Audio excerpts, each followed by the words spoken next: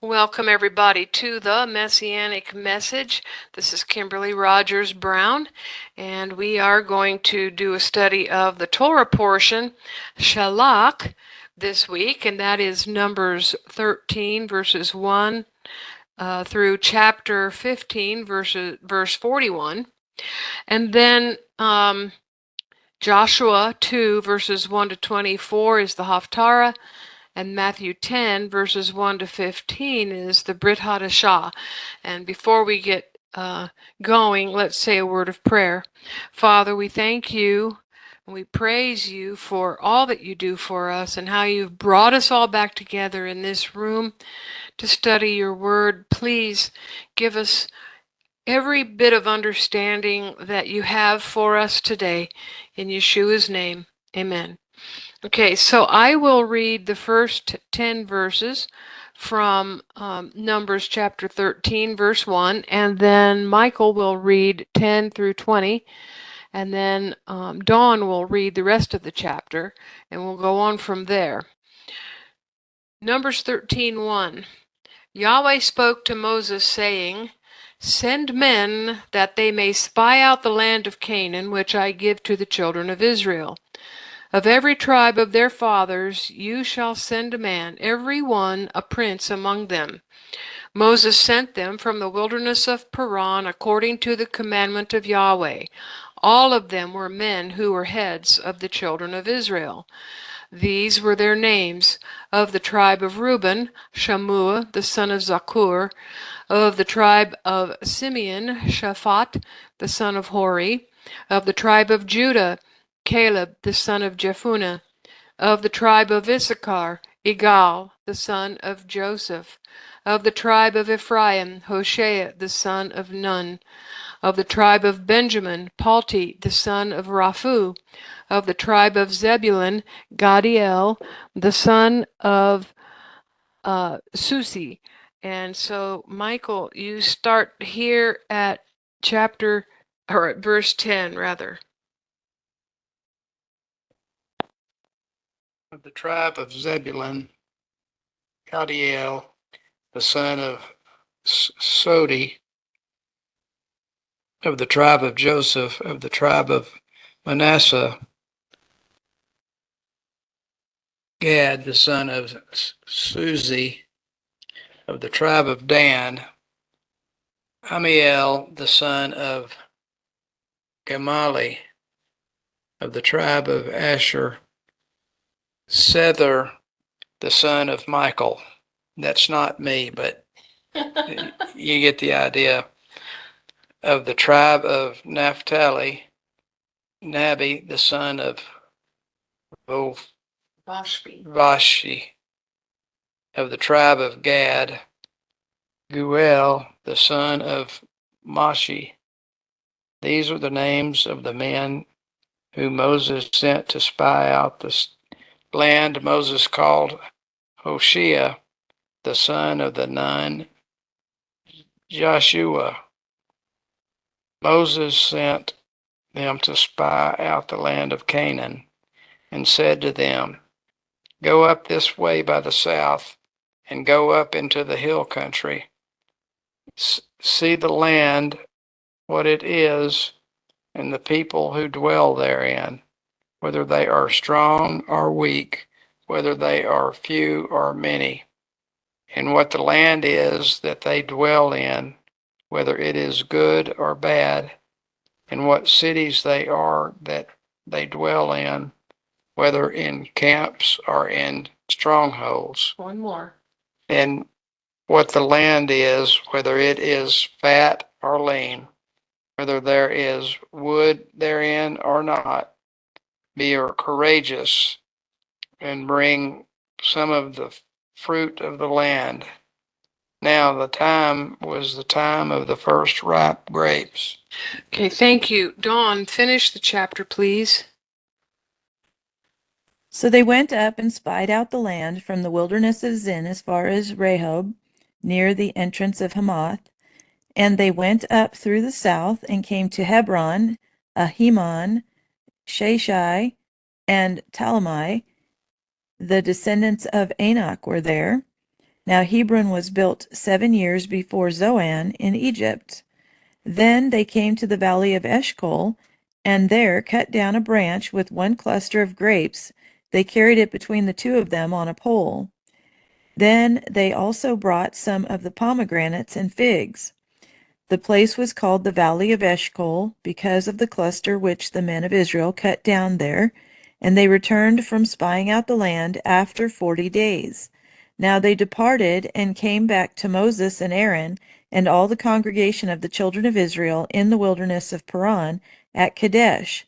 They brought back word to them and to all the congregation and showed them the fruit of the land. Then they told him and said, We went to the land where you sent us. It truly flows with milk and honey, and this is its fruit. Nevertheless, the people who dwell in the land are strong. The cities are fortified and very large. Moreover, we saw the descendants of Anak there. The Amalekites dwell in the land of the south. The Hittites, the Jebusites, and the Amorites dwell in the mountains, and the Canaanites dwell by the sea and along the banks of the Jordan. Then Caleb quieted the people before Moses and said, Let us go up at once and take possession, for we are well able to overcome it. But the men who had gone up with him said, We are not able to go up against the people, for they are stronger than we. And they gave the children of Israel a bad report of the land which they had spied out, saying, The land through which we have gone as spies is a land that devours its inhabitants, and all the people whom we saw in it are men of great stature. There we saw the giants. The descendants of Anak came from the giants, and we were like grasshoppers in our own sight, and so we were in their sight. Thank you. Roy, chapter 14, verses 1 through 10, and then D, 11 through 20, please. Yes, then all the congregation lifted up their voices and cried, and the people wept that night. All the sons of Israel grumbled against Moses and Aaron, and the whole congregation said to them, Would that we had died in the land of Egypt, or would that we had died in the wilderness. Why is the Lord bringing us into this land to fall by the sword? Our wives and our little ones will become plunder. Would it not be better for us to return to Egypt? So they said to one another, Let us appoint a leader and return to Egypt. Then Moses and Aaron fell on their faces in the presence of all the assembly of the congregation of the sons of Israel. Joshua the son of Nun and Caleb the son of Jephunneh, of those who had spied out the land, tore their clothes, and they spoke to all the congregation of the sons of Israel, saying, The land which we passed through to spy out is an exceedingly good land. If the Lord is pleased with us, then he will bring us into this land, and give it to us, a land which flows with milk and honey. Only do not rebel against the Lord, and do not fear the people of the land, for they will be our prey. Their protection has been removed from them, and the Lord is with us. Do not fear them. But all the congregation said to stone them with stones. Then the glory of the Lord appeared in the tent of meeting to all the sons of Israel. Yahweh said to Moses, How long will this people despise me? And how long will they not believe in me? For all the signs which I have worked among them, I will strike them with the pestilence and disinherit them, and will make of you a nation greater and mightier than they. Moses said to Yahweh, Then the Egyptians will hear it, for you brought up this people in your might from among them. They will tell it to the inhabitants of this land. They have heard that you, Yahweh, are among this people, for you, Yahweh, are seen face to face, and your cloud stands over them. and you go before them in a pillar of cloud by day and a pillar of fire by night. Now, if you killed this people as one man, then the nations which have heard the fame of you will speak, saying, because Yahweh was not able to bring this people into the land which he swore to them, therefore he has slain them in the wilderness. Now, please, let the power of the Lord be great, according as you have spoken, saying, Yahweh is slow to anger and abundant in loving kindness, forgiving iniquity and disobedience. And he will by no means clear the guilty, visiting the iniquity of the fathers on the children in the third and fourth generation. Please pardon the iniquity of this people according to the greatness of your loving kindness. And just as you have forgiven this people from Egypt even until now, Yahweh said, I have pardoned according to your word. John, verses 21 through 30, please. But truly as I live, and as all the earth shall be filled with the glory of the Lord, none of the men who have seen my glory and my signs that I did in Egypt and in the wilderness, and yet have put me to the test these 10 times, and have not obeyed my voice, shall see the land that I swore to give to their fathers. And none of those who despised me shall see it, but my servant Caleb, because he has different spirit and has followed me fully, I will bring into the land into which he went, and his descendants shall possess it. Now, since the Amalekites and the Canaanites dwell in the valleys, turn tomorrow and set out for the wilderness by the way to the Red Sea. And the Lord spoke to Moses and to Aaron, saying, how long shall this wicked congregation grumble against me? I have heard the grumblings of the people of Israel, which they grumble against me.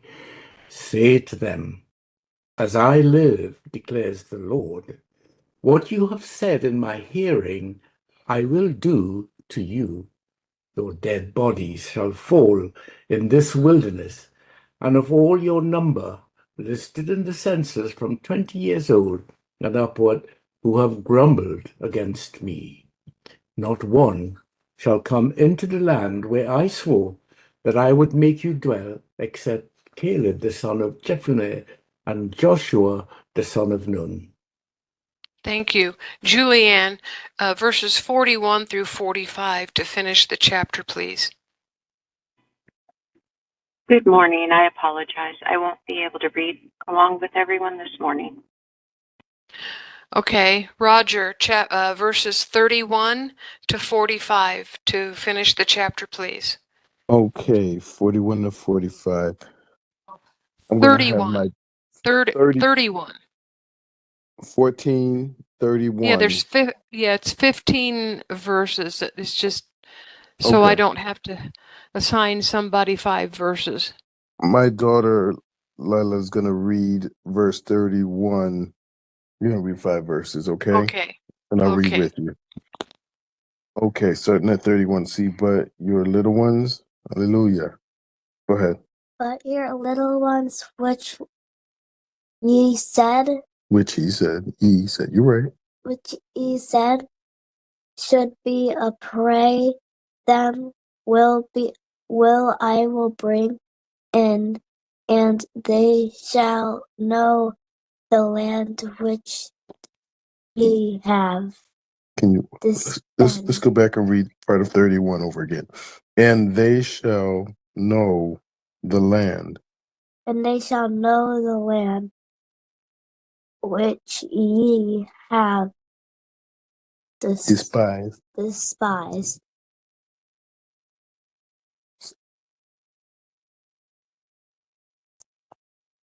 But as for you, your terraces, they shall fall if wild worm. Where are you? Point. Wilderness.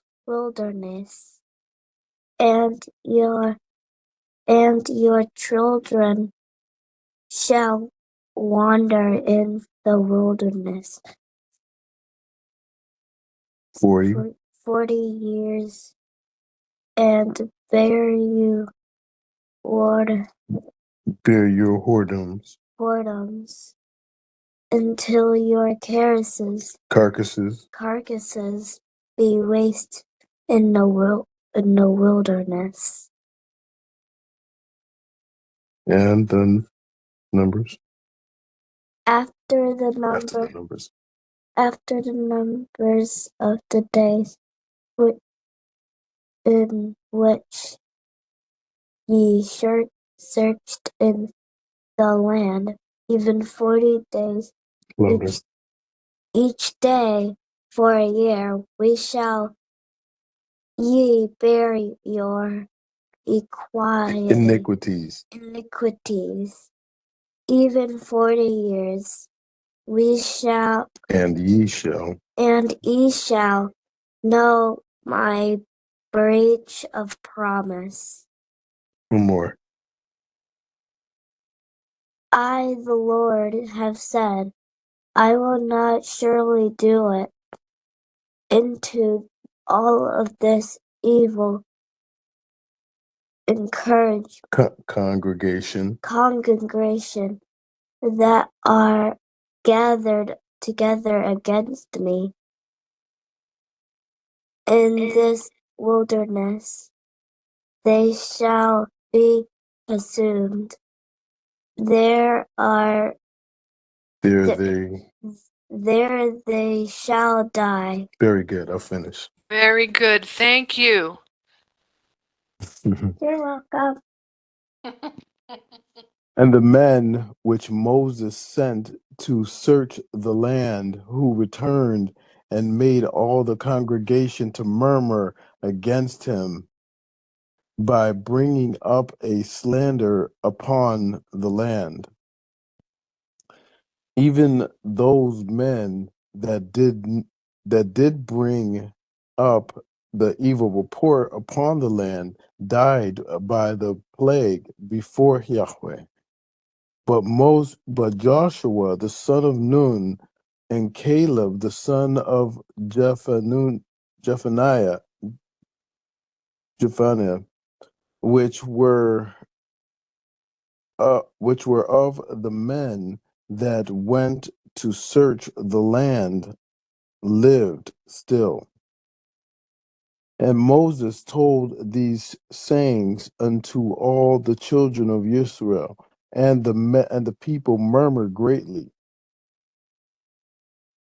And they rose up early in the morning and gat them up unto the top of the mountain, saying, Lo, will be here, and will go up unto the place which Yahweh has promised, for we have sinned. And Moses said, Wherefore now do ye transgress the commandment of Yahweh? But it shall not prosper. Go not up, for Yahweh is not among you, that ye be not smitten before your enemies. For the Amalekites and the Canaanites are there before you, and they shall fall by and you shall fall by the sword. Because ye have turned away from Yahweh. Therefore Yahweh will not be with you. But they presumed to go up unto the hill. Nevertheless, the ark of the covenant of Yahweh and Moses departed not out of the camp. Then the Amalekites came down, and the Canaanites which dwelt in that hill, and they smote them and discomfited them even unto Hormah. Thank you. Jimmy, verses 15, 1 through 10, please.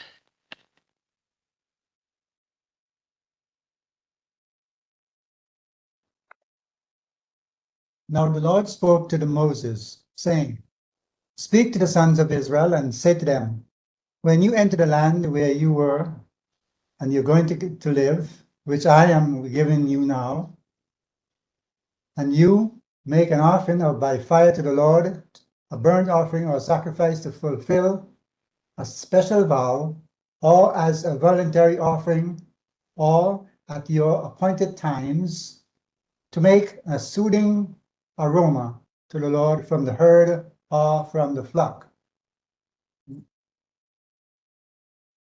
Then the Lord who presents his offerings shall present to the Lord a grain offering of a tenth of an ephah of fine flour mixed with 4 of a pint of flour. Then you shall prepare wine for the drink offering, 1/4 of a hin, with the burnt offering or for a sacrifice for each lamb. Or for a ram you shall prepare as a grain offering 2/10 of an ephah of fine flour mixed with 1/3 of a hin of oil. And for the drink offering you shall offer 1/3 of a hin of wine as soothing aroma to the Lord. And when you prepare a bull as a burnt offering or sacrifice to fulfill a special vow, or for peace offerings to the Lord, then you shall offer with the bull a grain offering of 3/10 of an ephah of fine flour mixed with 1/2 or hin of oil. And you shall offer a drink offering 1/2 of hin of wine as an offering by fire, as a soothing aroma to the Lord. Thank you. Debbie, chapter 15, verses 11 through 20, please. Do it this way for each bull, ram, male lamb, or kid, or as many animals as you prepare. Do this for each one, regardless of how many of them are there. Every citizen is to do these things in this way when presenting an offering made by fire as a fragrant aroma from the Lord. If a foreigner stays with you, or whoever may be with you, all of your generation, and he wants to bring an offering made by fire as a fragrant aroma for Jehovah, he is to do the same as you. For this community, there will be the same law for you as for the foreigner living with you. This is a permanent regulation for all your generations. The foreigner is to be treated the same way before Jehovah as yourself. The same Torah and standard of judgment will apply to both you and the foreigner living with you. Jehovah said to Moshe, speak to the people of Israel. Tell them, when you enter the land where I am bringing you, and eat bread produced in the land, you are to set aside a portion as a gift to Jehovah. Set aside for your first goat a cake as a gift. Set it aside as you would set aside a portion of the grain from the threshing floor. Thank you. Vicky, verses 21 through 30, please.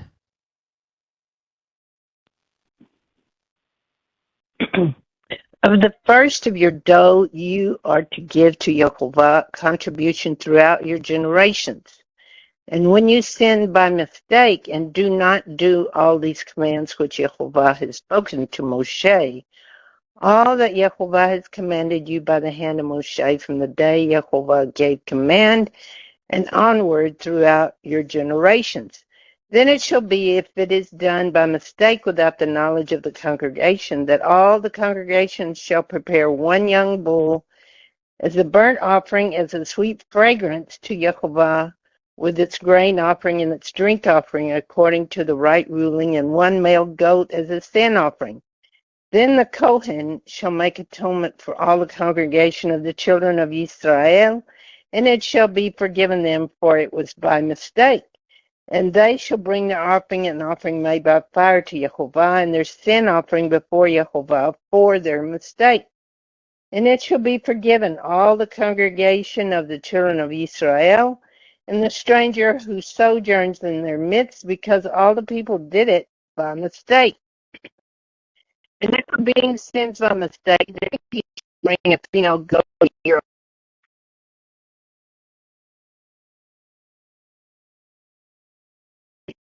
When he sins by mistake before Yehovah to make atonement for him.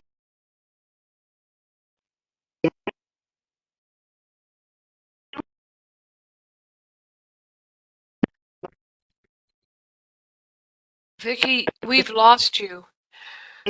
Can you hear us? Can you hear me?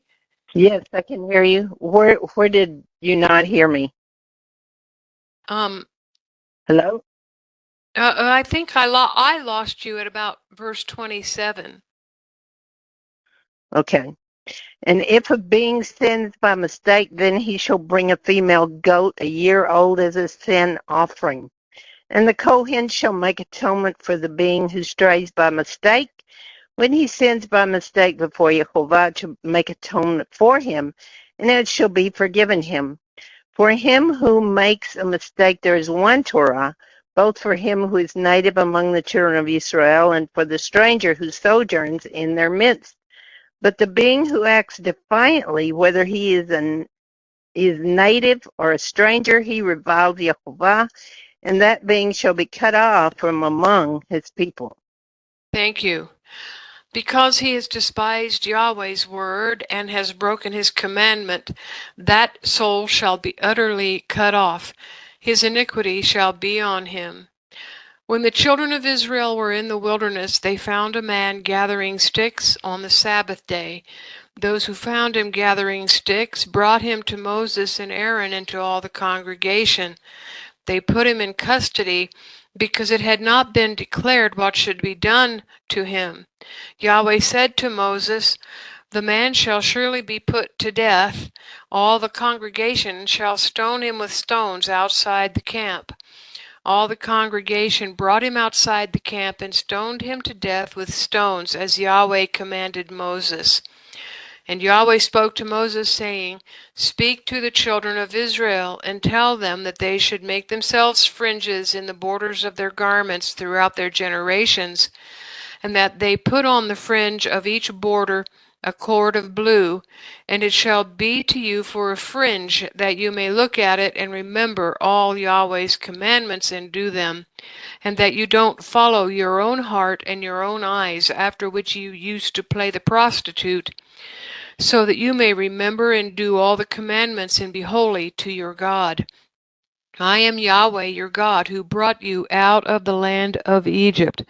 And so now we're going to go to chapter 2 of Joshua, and Michael is going to read. Let me get that up here for you. Joshua chapter 2, starting at verse 1. 1 through 10, Michael.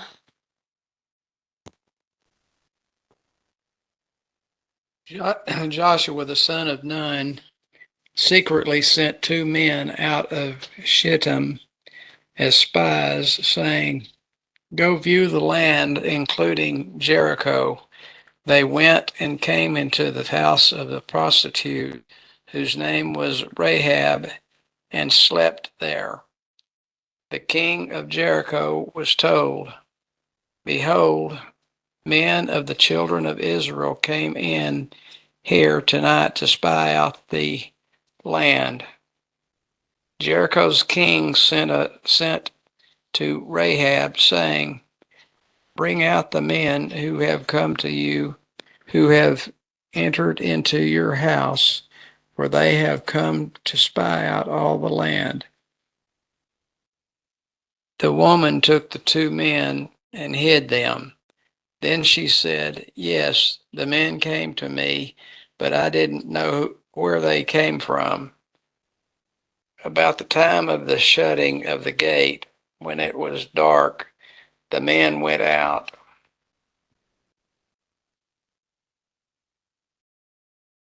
You see it? Mhm. Where the men went? Yeah. Where the men went, I don't know. Pursue them quickly. You may catch up with them. but she had brought them up to the roof and hidden them under the stalks of flax, which she had laid in order on the roof. The men pursued them along the way to the fords of the Jordan River. As soon as those who pursued them had gone out, they shut the gate.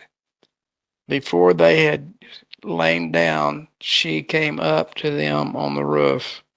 She said to the men, I know that Yahweh has given you the land, and that the fear of you has fallen upon us, and that all the inhabitants of the land melt away before you.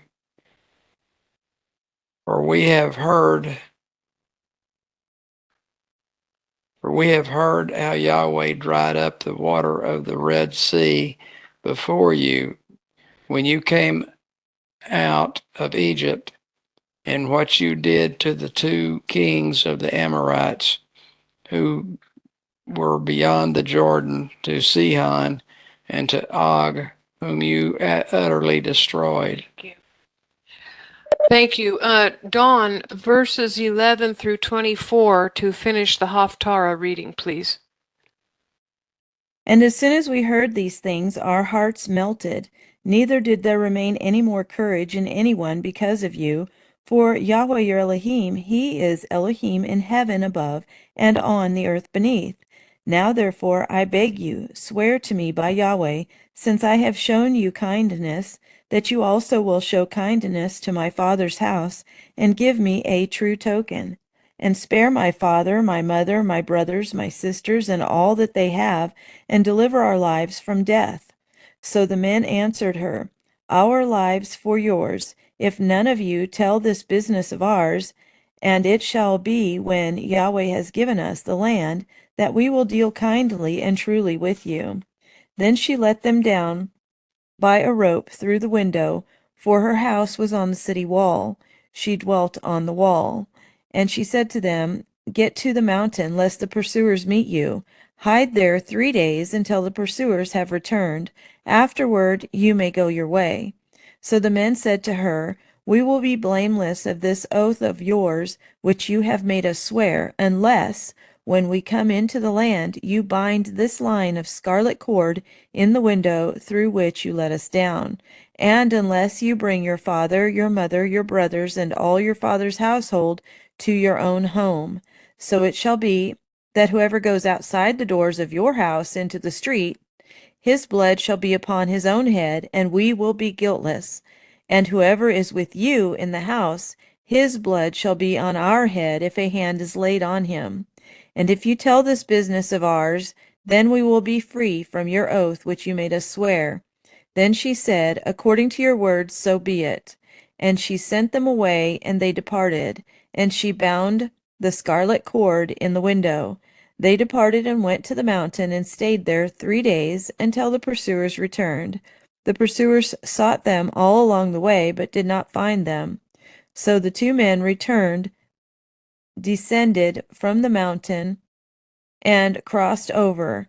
And they came to Joshua the son of Nun, and told him all that had befallen them. And they said to Joshua, Truly Yahweh has delivered all the land into our hands, for indeed all the inhabitants of the country are faint-hearted because of us.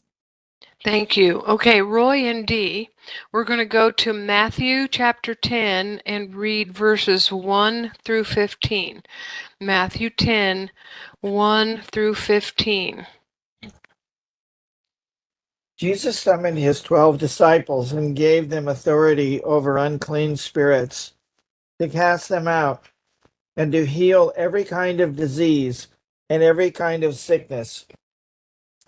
Now the names of the 12 apostles are these: the first, Simon, who is called Peter, and Andrew his brother, and James the son of Zebedee, and John his brother, Philip and Bartholomew, Thomas and Matthew the tax collector, James the son of Alphaeus, and Thaddeus, Simon the Zealot, and Judas Iscariot, the one who betrayed him.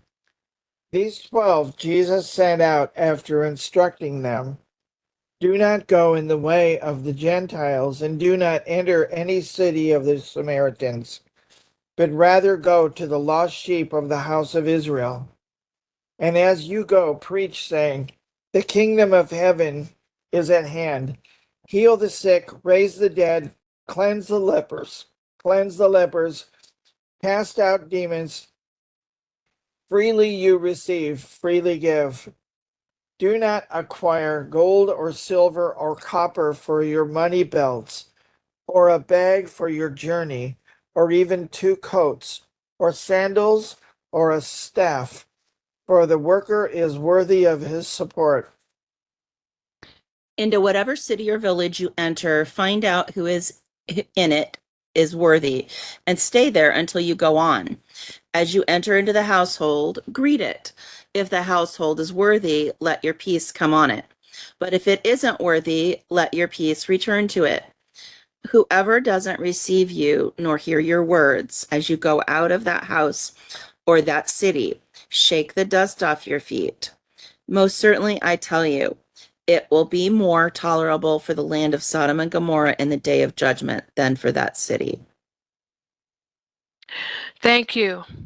Okay, so now I am going to share my screen.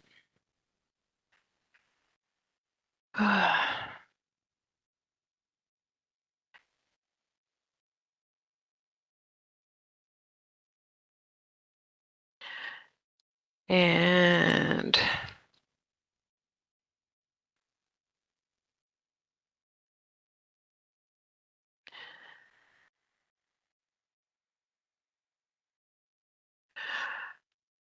okay, let me start recording this video.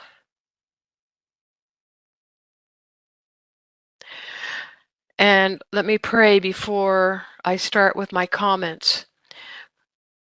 Father, we thank you for this Torah portion, and thank you for all that you show us. Every year, something new in your word, and we love you for it, and we appreciate it, how you're helping us to grow in your spirit and in our lives to serve you better. And Father, I pray that anything that I say that is from me will not be, just don't even let it flourish at all, but only your word should flourish, Father, for the sake of your kingdom. In Yeshua's name, amen. I really don't have a teaching this week. This is just a short comment about this Torah portion, but you're looking at my organized comments here, and I'm telling you it's short. But I want to address the fact that few people realize this Torah portion, the specific account of the 10 spies, has a prophetic fulfillment in the end of days. So let's just go here to Numbers 13:1, Yahweh speaking to Moses saying, and then we know the rest of what he said. But this would, as it turned out, it would be the last test in the wilderness that Yahweh was willing to put up with. Now we have other tests, which are, would Yahweh save us from Pharaoh? That's the first one. That was in Exodus 10-14 at the Red Sea. And number 2, will Yahweh provide water? We got that in Exodus 15:22-24 and chapter 17. Will we be angry toward Yahweh and doubt that he will provide food? We have that one in Exodus 16 verses 2 and 3 on the way to Mount Sinai. Will we doubt that Yahweh is among us? Exodus 17 verses 1-7, also on the way to Mount Sinai. Is Yahweh the one and only true God? Is Yahweh the one and only true Elohim? Well, that test came in Exodus 32, verses 1 through 8, where they made the golden calf, and then they proceeded in that chapter to worship it. Will we complain about Yahweh's provision? Numbers 11, verses 4 through 6, where they said basically,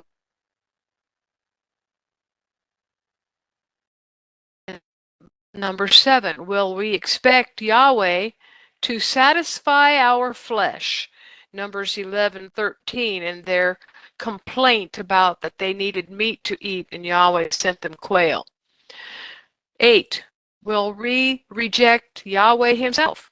Numbers 11:20, Yahweh said they had rejected him through the quail test in verse 20.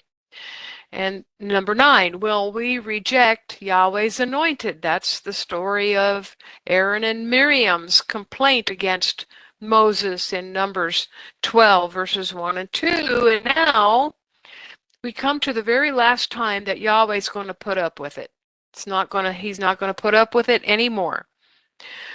Which is number 10, will we and him as king by rejecting his royal land grant, which is his promise to Abraham, Isaac, and Jacob, and then make plans to return to Egypt. We have that in starting at verse 1 through chapter 14. Yahweh does people to test him out of doubt and fear, or I should have put also in here, out of hardness of heart. Yet, he has been patient with these people 9 times as they tested him. That's a tribute to his mercy and patience, isn't it? Here is what we are allowed to do. We are allowed to confirm what he tells us. We get fleeces, in the time of Gideon and even Abraham asking.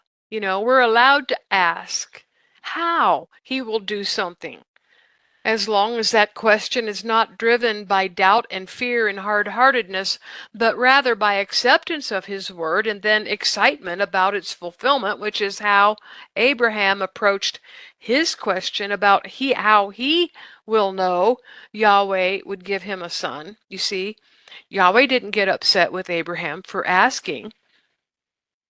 We're just not allowed to test Yahweh through complaining, hard-heartedness, doubt, fear, or rebellion.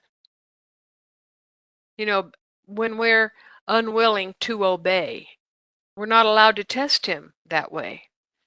Yahweh always knows when the heart rebels and the lips lie through excuses. I'm going to tell you what the excuse was here.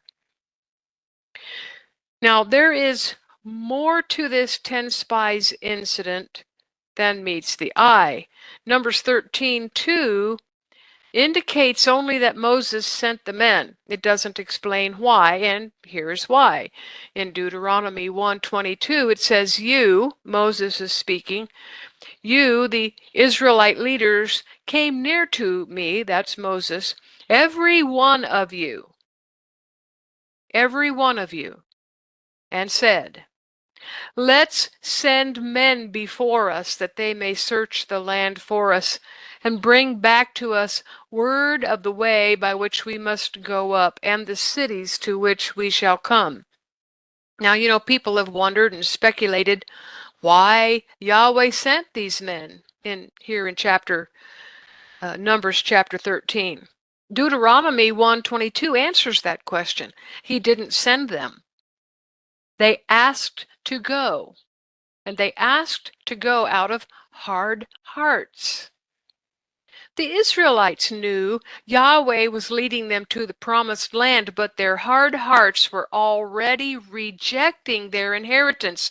There is prophecy in that. I'm going to share that with you a little bit later. They rejected their inheritance, the royal land grant given to Abraham's descendants. Would a piece of land and then not plan to clear the land of what does not belong there? No. Yahweh had already promised them in Exodus 3:8, I will come down to deliver them out of the hand of the Egyptians and to bring them up out of that land to a good and large land, to a land flowing with milk and honey, to the place of the Canaanite, the Hittite, the Amorite, the Perizzite, the Hivite, and the Jebusite. And in verse 17 he said, I will bring you up out of the affliction of Egypt to the land of the Canaanite, the Hittite, Amorite, the Perizzite, the Hivite, and the Jebusite, to a land flowing with milk and honey. He's going to deliver them. And they saw at the Red Sea how he delivered them. And then in Exodus 13:11 he said, It shall be, when Yahweh shall bring you into the land of the Canaanite, as he swore to you and to your fathers, and shall give it to you, that you shall set apart to Yahweh all that opens the womb, and every firstborn that comes from an animal which you have, the males shall be Yahweh's. So he's promised to bring them, to deliver them from Egypt and bring them to the place where all the Canaanite tribes lived. And then he put a commandment in front of them about that. Was it that they did not want to be set apart? Did they not want to set apart their firstborn for Yahweh? That's all connected, you see, in him delivering them to the Canaanite tribes. And, delivering them from those tribes like he delivered them at the Red Sea. That's all connected to this being set apart and setting their firstborn apart. But you see, by the time this had happened in Numbers 13, the firstborns had been replaced with the Levites because of the failure of the firstborns at the golden calf. They either did not stop the image worship or they fully participated in it.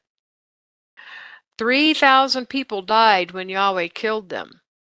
So, were the hard-hearted Israelites keeping a grudge against Yahweh for that? And the rejection of his promise without question was their passive-aggressive way of showing it? Passive aggression is a sure sign of hard-heartedness that these Israelite people had. We are not to question Yahweh's gifts to us. We are to accept them. But that first generation wanted to inspect it first, to ascertain if it met their expectations. That is rejection of Yahweh's royal land grant, when he told them explicitly that he was going to go with them. And he will reiterate that again to the second generation. He's going to go with them. And he's going to help them to take out all those Canaanite tribes. Now, they were, at this moment, camped in the wilderness of Paran. That's in Numbers 12:16, at the end of that chapter with Aaron and Miriam complaining about Moses. And they were on the east side of the Jordan River. And from there, from the wilderness of Paran, they traveled through the wilderness of Zin to launch their, I said to launch their battle, but it was to launch their search in Numbers 13:21. And these are the areas where Edom and Moab were located and where they are still located. So this is where the prophecy comes in. These wildernesses are not referred to now as Paran and Zin. And unlike most Bible maps, which often put both of these wildernesses on the west side of the Jordan River, inside of what is now the modern UN-created state of Israel, stretching all the way down into the Sinai Peninsula, Paran and Zin were actually on the east side of the river in Jordan, and they were specifically camped at the place called Kadesh Barnea in the area of Edomite territory. So that's in Numbers 13:26, when they came back from their reconnoiter mission, their reconnaissance mission. They came back to Paran, to Kadesh Barnea, and that's where Edomites. That's part of the Edomite territory. I like to think of these wildernesses as, they're territories with other smaller places inside of them. In the U.S., which is where I'm from, we have, the east seaboard, and then you have what's west of the Mississippi. Those are two territories.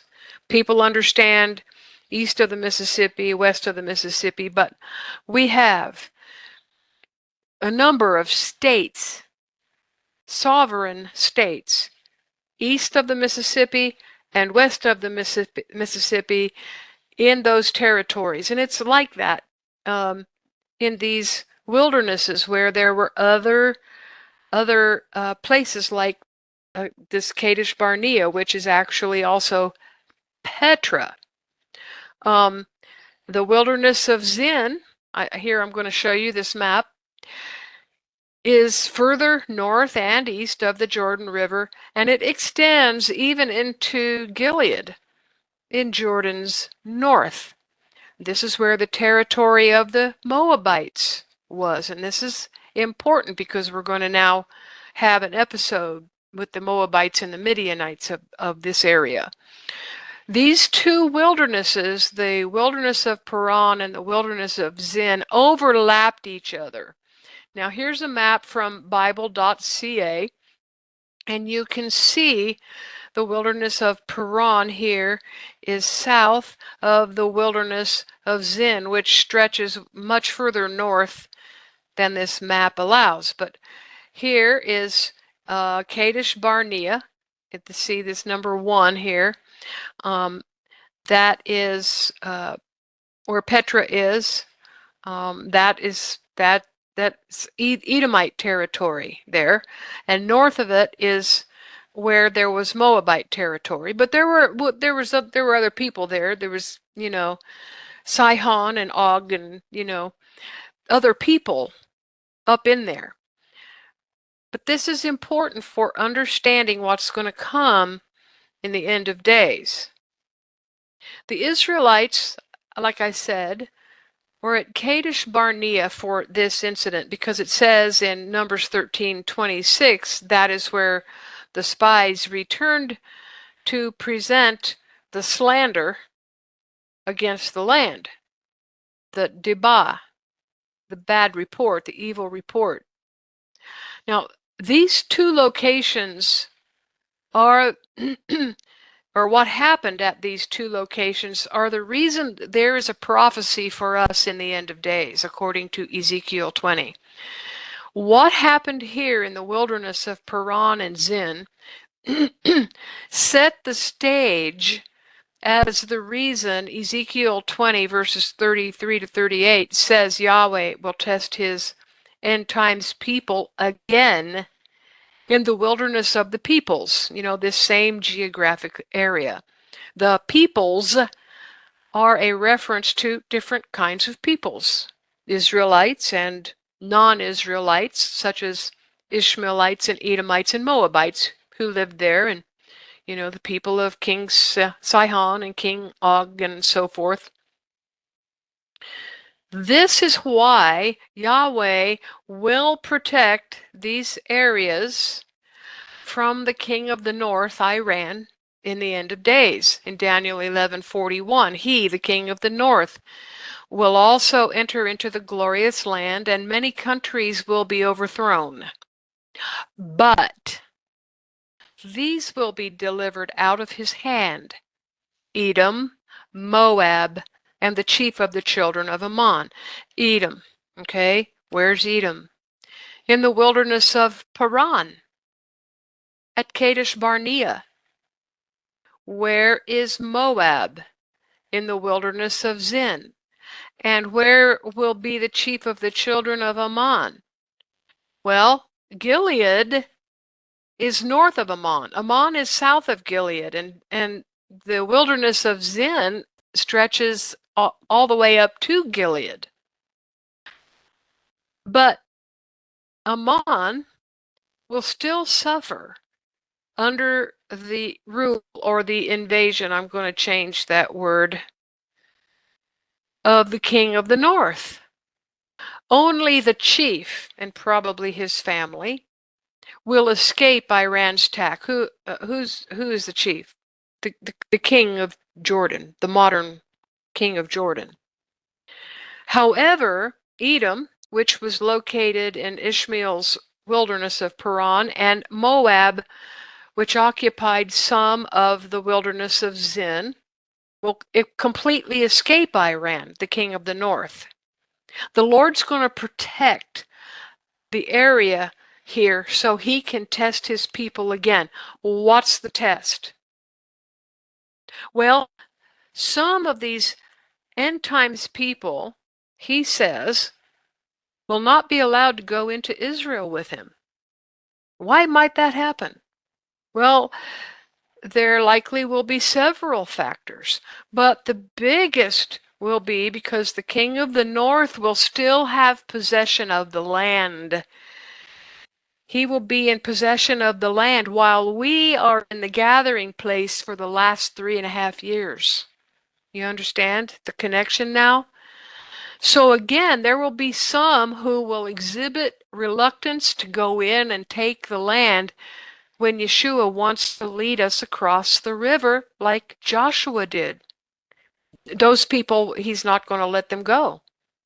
Like he did not let the first generation go into the land, he's not going to let those people who fail this test, he's not going to let them go into the land. They're not going in. You know, Joshua had led the Israelites to the south of Jericho, and then, of course, afterwards, the war, Yeshua, obviously, and you know that's a timing issue. I believe that Yeshua will lead us across the river and have us there south of Jericho, while he leads his heavenly armies from Revelation 19:14, which will include the 144,000 to ultimate victory there at Armageddon. But there will be people who will be fearful, cowardly, and they will refuse to go in and possess the land with Yeshua, just as this first generation who would not go in to possess the land with Moses. Now, you would think that would not happen because we have the open book. And when the test comes, we can look at the book and we can see how to pass this test. I'm going to go off script here because the tests that we're going to face are the ones that, when we pass it, restores the prophecies, fulfills the prophecies, and restores us back to good standing as a nation. So see, the restoration happens in reverse. If we think of these tests as a plate being dropped on the floor and you're videotaping it and you see everything scatter. Well, Yahweh doesn't go and pick up the pieces and glue them back together because that makes not a perfect plate. What he does is he completely reverses what happened, including when the plate is dropped. So the restoration happens in exact reverse order. Those 10 tests are going to come to us in the wilderness.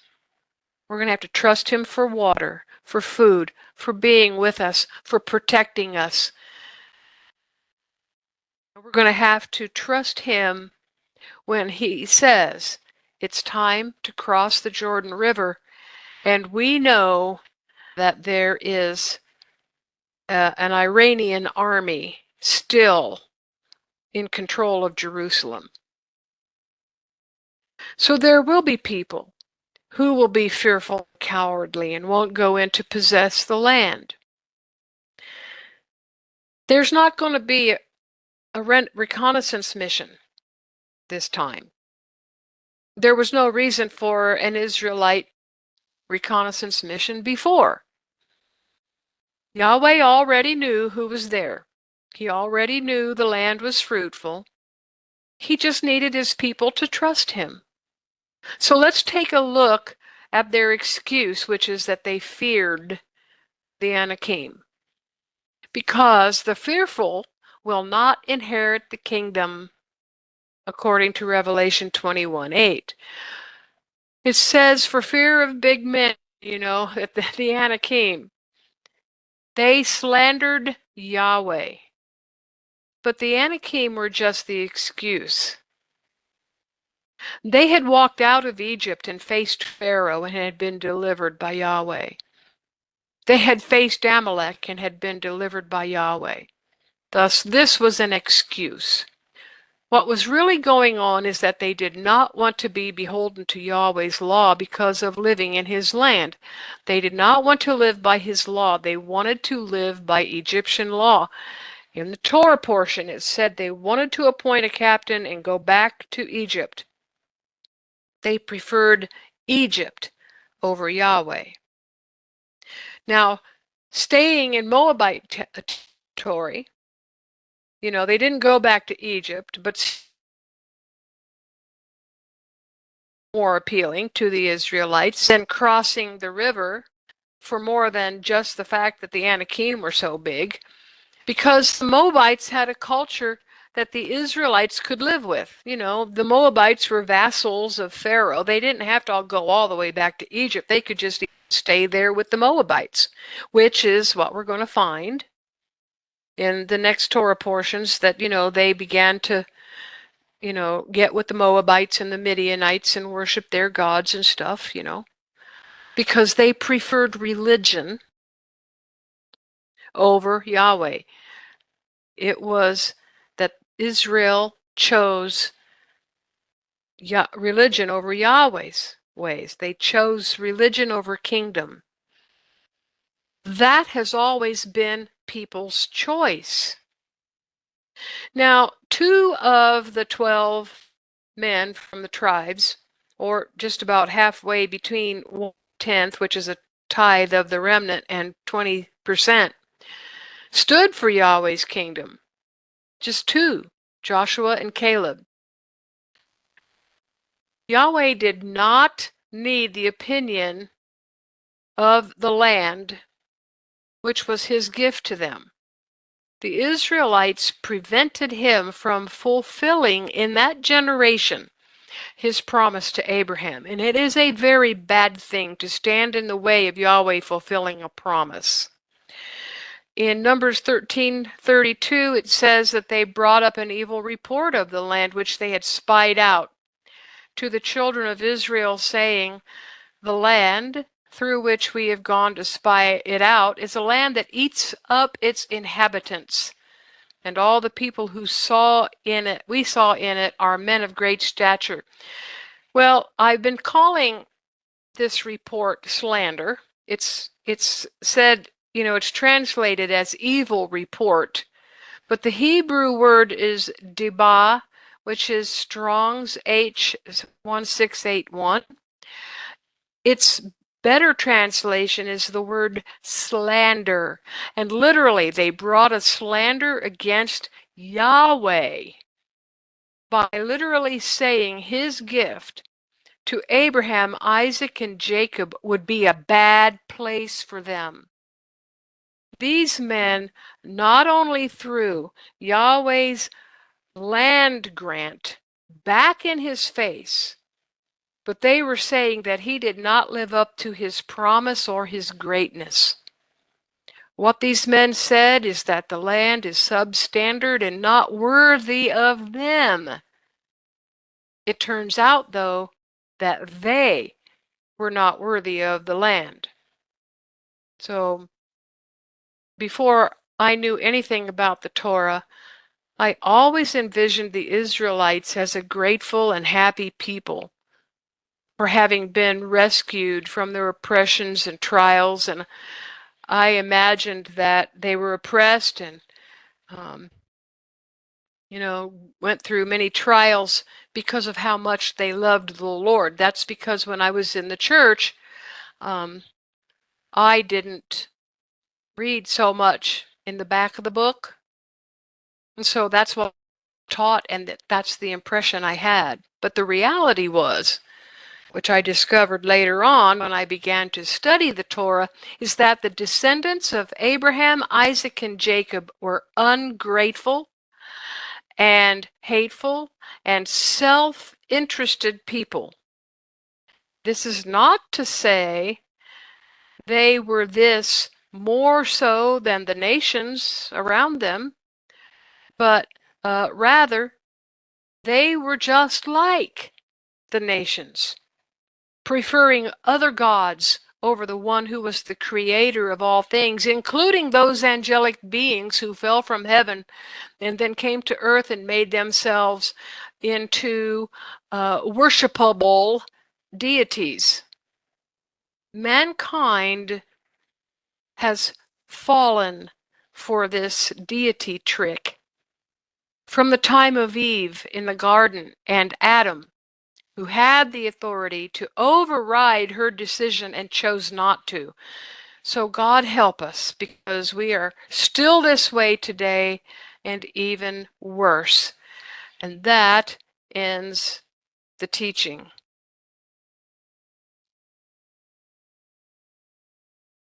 Okay. Does anybody have a question or a comment? Are you familiar with Marad? Let me get over to there we go. Okay, John. Thanks, Kimberly. I have a couple questions and maybe some comments to make. The first one. So that Torah that we learned today in the book of Numbers, it certainly is a lesson that backfired because Moses was actually forced to allocate responsibilities to the heads of the tribes. But uncannily or strangely, the 12 spies or scouts seem to parallel with Yeshua's appointing his 12 disciples. The question is, does divine and human management go hand in partnership? Or it sometimes we see that relationship breaks down because the sin of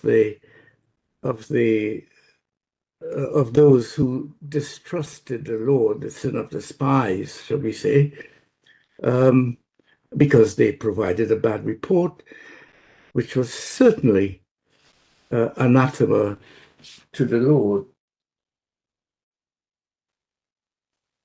Back to the question, does divine and human management go hand in hand in partnership? Or does it sometimes show that relationships do break down?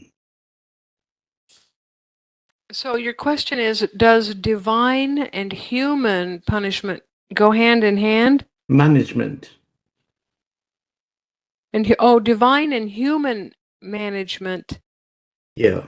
Okay, I am sorry, John, but I don't understand the question. Can you put it in a different, because I don't know what you mean by divine and human management. Okay. Let me go over it again. Maybe perhaps a simpler way. As we saw this morning, first, is that it was a lesson that backfired. Would you agree on that? I don't know that it was intended to be a lesson. It was an incident created by wicked hearts. I don't know if that's necessarily a That's a nice lesson. way of putting it, yeah. Because the way I looked at it was obviously Moses was forced to allocate responsibilities to the heads of the tribes. He didn't have to, but he was forced because they wanted to go out and look at the land, even though the Lord had awarded this land uh, to them. So one Well, of the, Moses was just doing what Yahweh apparently had told him, because he records in Deuteronomy chapter 1 that they had asked to go. yes, And so then he doesn't record for us his conversation with the Lord about this. But the Lord apparently told him, okay, go ahead and send them. Because I see where you're saying that it's a lesson, because it's a lesson for us, that's because correct. we Yeah. have the open book and we can look and see what happens when you fail that test. Yes, yes, because as you quite rightly said, that land grant was given to them. There was no need to really even question it. Even after seeing that the Red Sea was parted and all the rest of the other uh, miracles. But yes, they were still testing, which is the next question I'm coming to. But Yeah, well, let me just say one more thing about that, because it's really arrogant when a king, all throughout our Earth's 6,000-year history, anywhere on the earth, when the king says to you, I'm going to grant you this land, you may or may not know what this land is that he's granting to you. But if you stand before the king and say, well, before I accept your land grant, your gift, I'm going to go check it out first because I might not yes, want it. well, I mean, that's what certainly, yeah, hubris! yes. That was definitely a distrust. I mean, we are wiser after the event, 2000 or so years after, but that was definitely a distrust in the Lord. Providing a bad report was certainly, as we can see, certainly, as I said earlier, anathema to him. But coming back to the point I was trying to link, number one is that it seems to be a lesson that Moses had to appoint 12 heads of the tribes to do that job. But uncannily or strangely enough, that seems to parallel with Yeshua, who appointed his 12 disciples. And I was looking at that the first point of Moses having to appoint the 12 heads as a human management factor, whereas Yeshua appointed his 12 disciples as a divine and a factor. So I was actually saying, does divine and human management go hand in hand in partnership, or as we saw here, sometimes this relationship of divine and mankind tends to break down. Okay, uh, but you have explained it that it was really the hearts or the wicked hearts of people effectively uh, con- going against what the Lord has appointed. Can I just come quickly to the 10 tests? Sure. Again, this is a failure of leaders back to that business of human curiosities backfiring again. So you mentioned the 10 tests, and I was trying to take them down, but I lost one. So maybe you could uh, help me with that. But before going there, the 10 tests that we talked about in the wilderness, is that a reference to the last 3.5 years of the tribulation period? That was the question, one of them. Yes, because those 10 tests also involve trusting Yahweh when we flee, just like that first generation had to trust Yahweh leaving Egypt. Right. Okay. So I've got the first test as water, second as food. The third was I just wrote companion because that means Yeshua was accompanying them, which they rejected. Four, that there was only one Yahweh, one God, one Elohim. No, 4 was doubting whether Yahweh is among us. Exodus 17, 1 through 7. Um, Okay. So that was a doubt, in fact, yes? yes. Okay. And number five was I just wrote provisions. N- What that means? no, number 5 is Yahweh the one and only true Elohim? Okay. Or can we worship an image of a Okay. golden calf from This, Egypt? yeah, that's where I've got it mixed up. So one is number four is really the doubt, and number five is that he exists as the one and only. And see, Um, and if you can see the progression, yeah. all the complaints, and then you have all these complaints, and then your mind begins to doubt, is Yahweh even with us? And then you think, well, maybe there's another path. There's Yeah. another God that I can worship that's better than this one. Yes. So therefore, number six would be provisions. Is that correct? Yes. Okay, and then seven, we carry on with the whether satisfy the flesh, and then number eight, rejection of Yahweh. Number nine, the rejection of Yahweh's uh, Anointed, which anointing. Yes, that's it. right in Numbers 12, that was Moses, but Yahweh's really important anointed is Yeshua. Yes, and obviously number 10 is a kind of a question to us. Will we reject his royal land grant? Um, yeah, so that do not test the Lord. Now, I kind of parallel that with when Yeshua was in the wilderness himself, and when he spoke and said, "It is written, you shall not test the Lord your Elohim." Or it is written, if you like, it is written and forever remains, I shall add, you shall not test the Lord your Elohim. So those were the two questions, but I'll come back with some little comments after the team has asked their questions as well. Thank you. Yeah, and what did Satan do?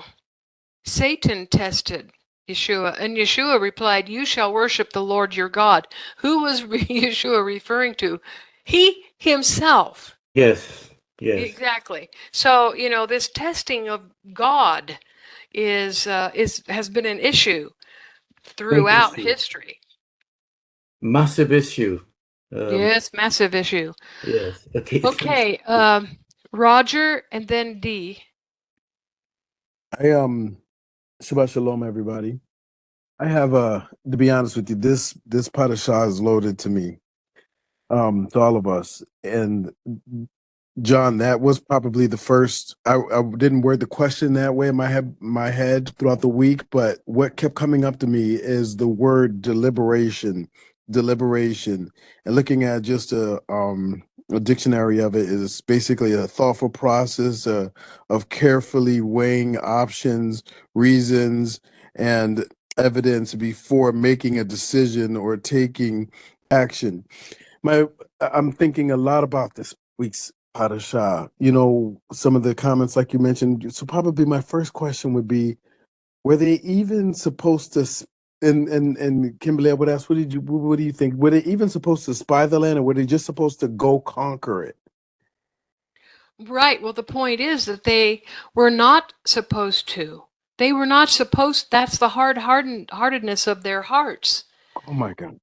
because they were not even. They were supposed to accept the land grant and then go in and start cleaning it out. So they weren't But supposed to they be didn't. spying it. They did what you said. They deliberated. And then they went to Moses and they said, "We need to do reconnaissance over there. We need to check that Mm. out."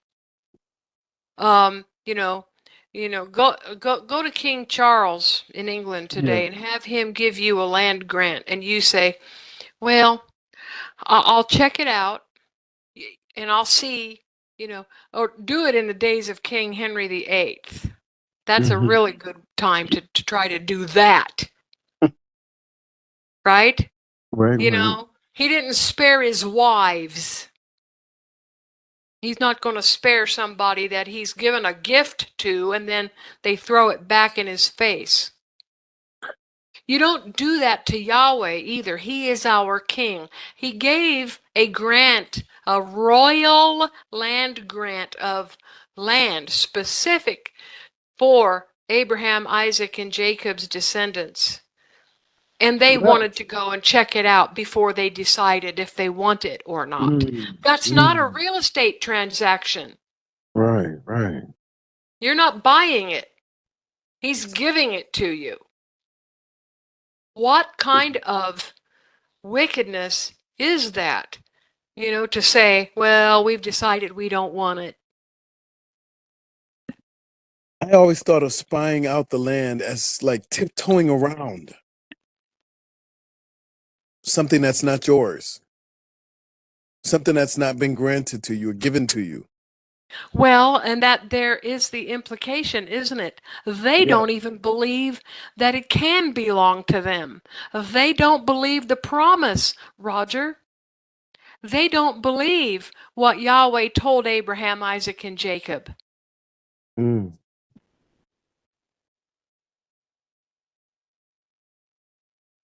You don't sneak around your own property. Right. You boldly go in and you get it.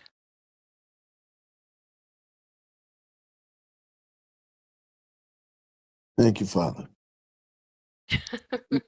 Yeah. Very, very good viewpoint and good questions, because I think a lot of people have those same ideas that they were going in to tiptoe around, and that's absolutely right, which is the wrong attitude. Yes, totally. Again, this parasha was loaded to me from the beginning all the way to the end in Matthew with the 10 lost tribes. So I'm gonna come and go with some of my thoughts. Another one had to do with the wilderness of Paran, the wilderness of Zin, and this gets back to what John was mentioning and then my question is there a theme, a teaching, an overall theme, an overall meaning to it? And it seems like I've heard it before, but a teaching of the different locations. There were 40 locations that they camped, and each one of them had a teaching or a meaning. What was do you know what the teaching was for that camp where they camped this time? Was it search? And it seems like it was something about testing or searching or. Well, Kadesh Barnea is the place where they tested Yahweh for the 10th time. Yeah. Mm-hmm. And this learning, realizing we're going through a test and we're going to do this test again. This is like front and center to me. After like just growing and going, this is a test, and we're set up for a test, you guys, and we got to pass this test. Another thought, and I'll stop with this third one and maybe come back. It had to do with Numbers 15:31, and the notes that I have are about the words presumption, despise. Well, in verse 30, presumption, despised, and then as you read throughout that small passage about the mistakes or ignorance, and now they would be forgiven. And this is my thought in thinking about this test, these different tests, is are they in those passages, is it saying that there's already been a provision for different mistakes and ignorances to be forgiven? Would you think, or is it over again? I mean, we know Yeshua will cover our sin, but collectively as a nation, which is I think what this test is, and we're going to have to be doing a lot of teaching and helping and leading through this time period of testing. I again, so in verse 30, the word presumptuous and or despised, and how their hearts were, and how these are mistakes and ignorances. Were they forgiven and well, they were forgiven, and will they be? How will they be? How will they be looked at in when we go through this test in a couple of years? Well, the reason that Yahweh gave us chapter 15 is to reiterate which sins can be forgiven. And those are the ones that we do by mistake. The sins of the 10 spies, the sin of the 10 spies, was not forgiven. He killed them. They died. Because that's not a mistake. Okay. That is a deliberate, treasonous act. The reason that Yeshua, okay, let me go back. The golden calf was their first treasonous act, and it was that thing that Yahweh said broke the covenant. The earlier tests in the wilderness, their complaints and all that, was testing his patience with him. But when it came to the golden calf, now they have broken the covenant. They've committed treason. There is no sacrifice in the Torah for treason. You have to get forgiveness not through sacrifice, but through direct confrontation with the king. You have to go to the king, and he has to forgive your sin directly. You have to throw yourself on the mercy of the king. That's the difference between mercy and grace. So you need mercy to be forgiven of treason. You need grace. You need take your lamb to the, to the tabernacle and tell the Lord you sinned and you didn't mean to, and here's my sacrifice. Now Yeshua fulfilled both of those, yes, but one points to the other, and that we need him for them all. But you now know the difference between treason, which is not forgivable except for through his mercy, and sins that are forgiven through grace. So those were not mistakes, and those were not acts of ignorance. Though they were deliberate again. Yes. Okay. What the 10 spies did was deliberate.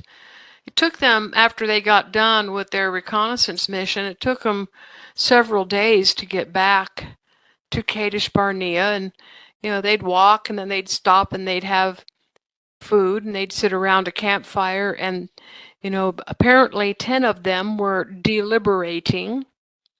They were deciding, and they were leaving Joshua and Caleb out of it, because Joshua and Caleb seemed shocked by what their brethren did. Oh, by the way, we get shocked by our brethren all the time. Okay. Yes. So it was deliberate.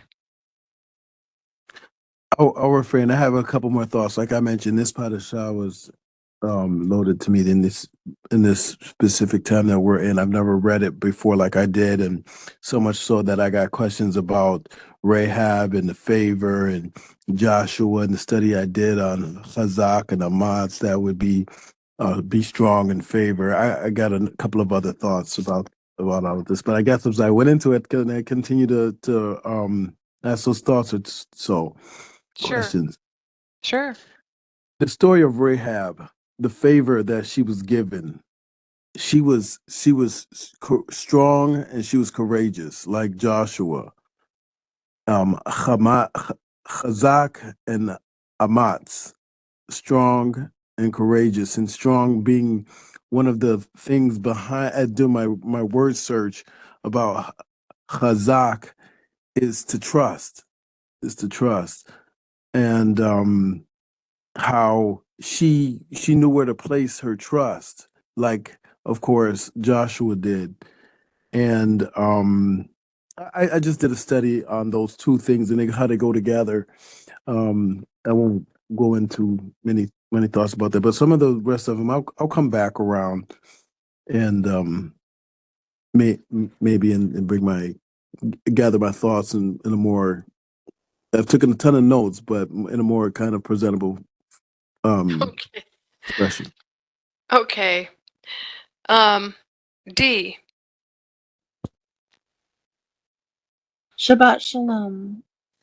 As you were teaching about the slander, I just kept thinking about the people who slander the giving, the Torah in these days, that they're, it just rings in my ears that when Peter, the vision of the sheet and the beasts that and Yahweh saying kill and eat, but we know what that really was about. And all some people can see is I get my bacon, and that's all they can think about, and they're just overjoyed about their bacon. And it, and they just they and um they feel like, if I mean, there are some people that say, okay, well, that it's okay if you don't, if you abstain. So we're just going, that there is a passage that says, do not judge people, for uh if they eat or abstain, or if they um celebrate this or that. So we're going to be nice about this. But and then there are other people who will call you legalistic or something. But it's just like you said, it's slander against a gift from Yahweh. That the Torah is a gift from Yahweh, just like the land is a gift from Yahweh. And why would you think that, oh, it's too hard? God, God just gave it to them. And I mean, it makes me feel like they're saying that he gave them an imperfect gift, that the Torah is imperfect, that nobody can keep it. And so, and it almost makes me feel like, in the behind what they're saying when they say that, is that he's not a good God. He was just trying to trip up the Jews. And we get a better gift of not having to keep it. And it's slander against Yahweh. And even if they don't say it out loud, that Yahweh was trying to trip up the Jews by giving them the Torah, it's implied. So thank you. That's my 2 cents. That's a very good point, because that is exactly what the ground underneath them says. That our God is not a good God, and he gave us a law that we can't keep in order so that we would have all this trouble, keeping it, and then he could use that against us. That's what kind of God he is. Well, that's not what kind of God he is. The Torah is perfect. We're not perfect because we are born in sin. And that's why the Holy Spirit is given to us, according to Ezekiel 37:26, to cause us to walk in his law, because he wants us to, because we need to be perfect like him. So you're right. Absolutely. That was a good comment. Thank you, Dee. John. Yeah, I'd just like to come back, to the things that I wanted to ask at first. In terms of comment, this was a very interesting observation that the Lord actually gives us glimpses of his precision or precise instructions. The offerings were, as we read today, the offerings were actually graded. So if you offer the burnt offering, then you have to add 1/10 of a fine flour. But if you step it up to a ram offering, you then have to increase that fine flour to 2/10. And if you go even further to a bull offering, you add 3/10 of fine flour. It's just, for me, marvelous, how the Lord gives us these precise instructions. Okay, the man picking up the sticks, obviously he was doing his own thing, following his own human reasoning, if you like, or going against the law or the law of Elohim. Would you agree on that? That's why he was told to be, he met his demise. Yeah. Just for picking up sticks. Right. You have Yes, because he's on the Sabbath, he was preparing for working, and we already learned in Exodus 35:3, which is 2 books ago, you shall kindle no fire throughout your habitations on the Sabbath day. So on the Sabbath day, he was picking up sticks. What is the context of Exodus 35? The regulations and all of that. The context is that they were working on the tabernacle. And he was to not do any malakah, any work for somebody else. Abad is the work that you do for yourself. Malakah is the work that you do for somebody else. And in this case, he was probably just going to go about smelting some metals, for the tabernacle. It took me a little while to understand this, but the context of him picking up sticks on the Sabbath goes back to Exodus 35, that you're not to do any work on the tabernacle on the Sabbath. That's why you don't start a fire on the Sabbath day, because you're not to work to build the tabernacle.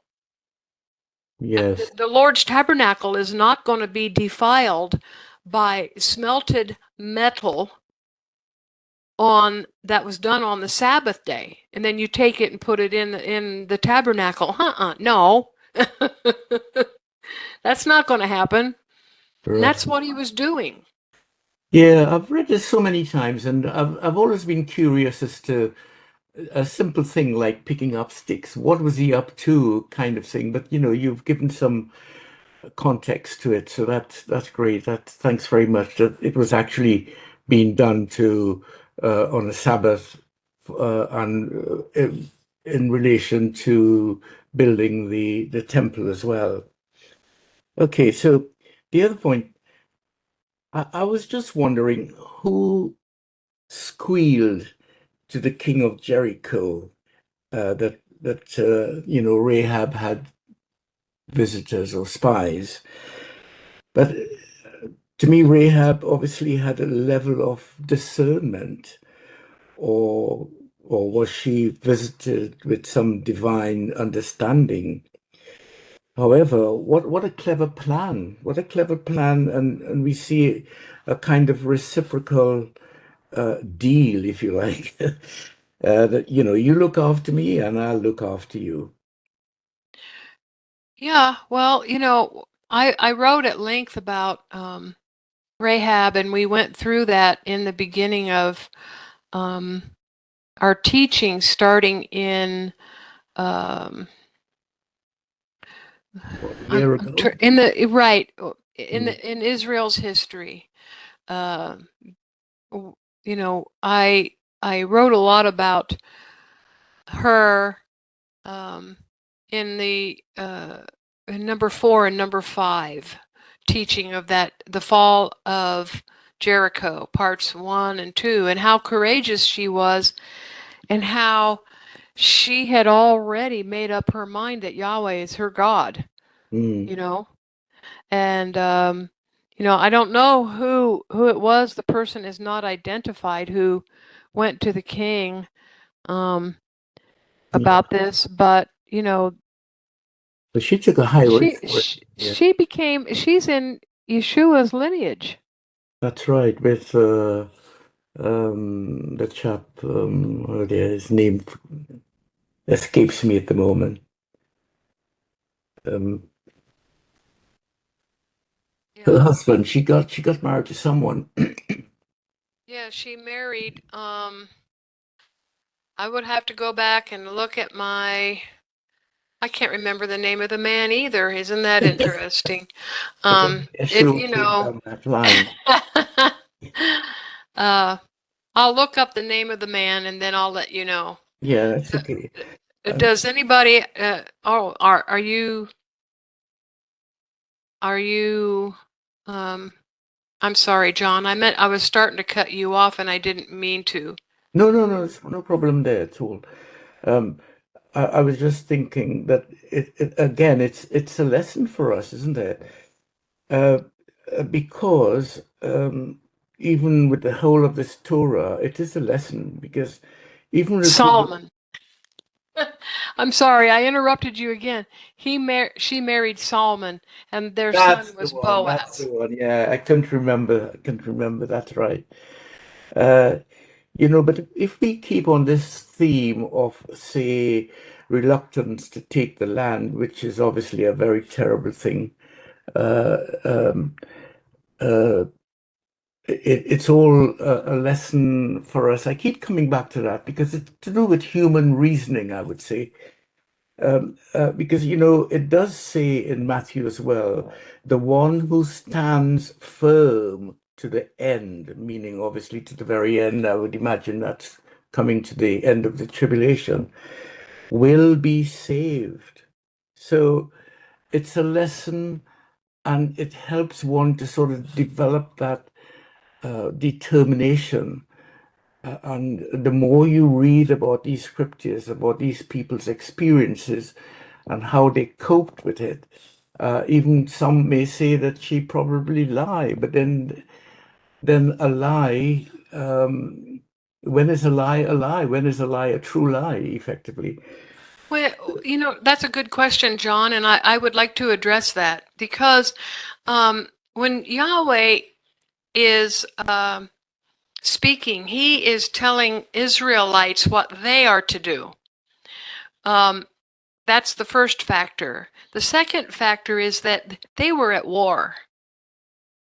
And so she had she had a mission to protect those two men. How was she going to do that unless she diverted the king?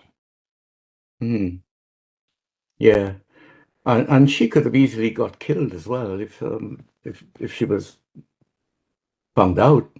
Yes, exactly. Yeah. Okay, my next one was uh, in Matthew. It says, "Go to the lost sheep of Israel."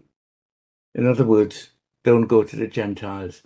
So this is telling me effectively, don't waste your time with others. Just give preference. First, look after your own house. In other words, charity begins at home. So go to the lost sheep of Israel. Was Yeshua referring to the exiles throughout the world in this particular context? I don't believe so. I believe he was referring only to those lost sheep that were left of the house of Israel, which happened to be those 4 tribes. Because later we learn from Paul that and in fact, that is hinted at even in the book of Acts from the Jerusalem Council, that salvation is to the Jews first, and then to the rest of the world. And the other 9 tribes had been dispersed. That who knew who was who? I mean, but Paul knew he was a Benjamite, for instance. Yes, yes. The Levites knew they were Levites. Yeah. So he's not referring really in this instance to the exiles. He's referring to Judah, Benjamin, Simon, and Levi. Right. Okay. Kimberly, thank you so much again. My pleasure. Thank you, John. Julianne. Okay, I just love your teaching. When you were teaching about the grumblings, and you said there was 10, I guess, refusals or grumblings of the people. I love the pattern. It was the water and the food, and of course the land and other things in between. And it became so clear that when Yeshua came, he offered, the food, the baskets, the bread, the food, and of course his blood instead of the water. And then the kingdom to come, which is going to be our home when we get there, the land. And just the inversion of what's happening is, we have Israel, as you always state, in which I've come to understand is the NATO version of the land, and how obscene it is for man to purchase and create their own land instead of Yahweh's. So it's just, they're playing with fire, in my opinion, but that just came full force when you were talking about that. And also, I don't know if you have any thoughts, but the little blue tassels, do you or any Messiah seeking people like of the Torah, do we wear them, or should we wear them? It's just so beautiful, but also the inversion of that is those Kabbalists that wear a red thread around their wrist to identify themselves. Just made me think of the blue tassels. So those were my comments. Good comment and good question. I believe that we should wear them, the fringes. However, you have to hide them, especially if you are in this area where I am. So, you just got to be careful. Does that make sense, Julianne?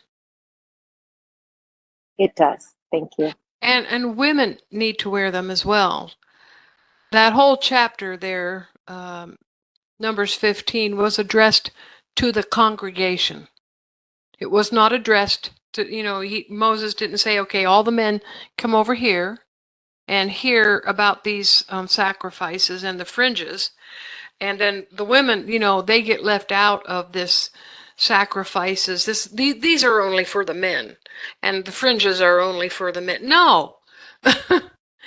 That whole chapter, and that where it says, and Yahweh spoke to Moses and said, tell the congregation, it's for the women too. Now I get a lot of pushback on that, but women are part of the congregation. Roy. Hello. Hello. Um, Thanks for sharing this. I've had a lot of thoughts over the years about this passage, about the spies, and I was just looking back at Numbers 13, and you can I want to make a big deal of it, but in verse 1 it says, um, I'm reading out of the New American Standard.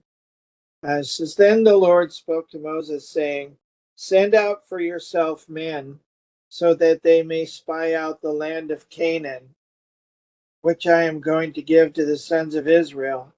And um, it isn't like they came up with the idea on their own, or was it? I mean, there's nothing in the Bible that says, they were, they thought they were better than anybody else right there. It says, that God told Moses to send them out. Um, and I mean, correct me if I'm wrong, but then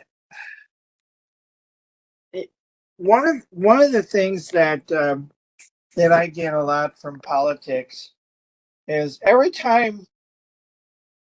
every time that something happens that's good, there's a whole bunch of skeptics, and it's like, and the newspapers emphasize that more than they emphasize anything else. Well, there were questions about whether we should get rid of abortion or not, and they have all these quotes by all these people, and and skep science is like science is built on skepticism, you know, and uh, that totally negates anything that if God tells us to do. I think that's what you're saying, that if God tells you to do something and you're skeptical about it, or you say no, that immediately negates your faith in God. I mean, wouldn't you agree? Well, sure. Yeah. And but because they went, they did what they were told. I bet they had a checklist. And there was a whole bunch of things they were supposed to check on, and they came back and they gave a pretty good. They gave it. I think they gave a true report about the conditions that God really didn't need. He already knew what was there, and but they were skeptical about it, and uh, they gave a bad report in the form of opinions. That's newspaper again, or the news. Well, there's all this good stuff out there, and some guy writes in and he says, "Yeah, but, yeah, but, yeah, but." That's their favorite word. Yeah, but. I think that's one word, isn't it? Yeah, but. I hate, I don't know. It's just really weird that they do that. I mean, if people just sat down and thought about it a little bit, they'd think, oh, wow, you know, um, somebody comes back and says, from California, and says, "Hey, I discovered gold," and the guy says, "Yeah, but what would that do? You're never gonna get it." But anyway, what was I gonna say? It's like the Lord says over and over and over, Yahweh says over and over and over again that when you come into the land, don't forget me. That's that was one of the biggest things he said. Don't forget me. Or when you're faced with a trial, don't forget me. you know, and said, remember what I've done. Go back and, they should have had their own checklist. God said, did this, he did this, and he did that, and it's wow. And because when we don't remember, when we remember things, when we call to mind things, and that builds our confidence. And he tells us to do something, and we remember what's happened in the past, and we do it. That builds that gives us more abilities. That builds our confidence, and as a result, there's good results to happen. So the next time we build on that. We build on that. And so each time we get more and more confident. You know, he's our teacher. And I know a lot of people, a lot of kids that you tell them something and immediately they're skeptical. Well, I don't think so. That's it's right on the end of their tongue. Oh, I don't know. You know, you can go to school. You can be a rocket scientist. Oh, I don't know. You know, and it's like you try to prove it to them, and it's always, I don't know.